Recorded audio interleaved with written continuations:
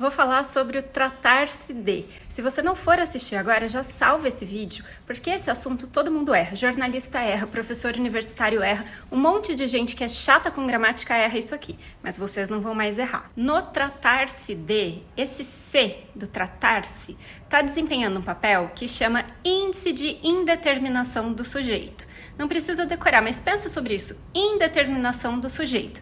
O que isso significa? A gente só vai usar tratar-se de com sujeito indeterminado. Então, quando você tem sujeito, não tem esse se. Por isso, uma frase como o livro trata-se de, o filme trata-se de, o problema trata-se de, tudo isso está equivocado do ponto de vista da gramática normativa. Se você já falou de um livro, de um filme, e aí você vai continuar e você quer falar assim, trata-se de uma história assustadora, aí tudo bem. Começar a frase com trata-se para retomar um assunto que já foi, não tem problema nenhum. O que não pode é colocar um sujeito nessa frase, porque a frase a história trata-se de tem sujeito explícito. Pode isso trata-se de? Não. Então tá, já combinamos que no começo da frase vai ser direto o trata-se de.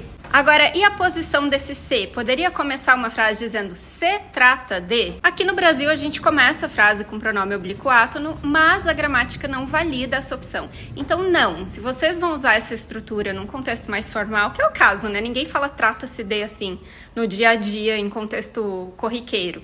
Em contexto formal, vocês nunca vão falar se trata de no começo da frase. Vocês vão escrever ou falar trata-se de. Quando esse se pode ir para frente? Quando a gente pode falar se trata de? Quando a gente tiver um elemento que atrai esse pronome para antes do verbo. Quem quiser mais estudar sobre esse assunto vai ter que procurar colocação pronominal. Um exemplo de elemento que atrai é a palavra não.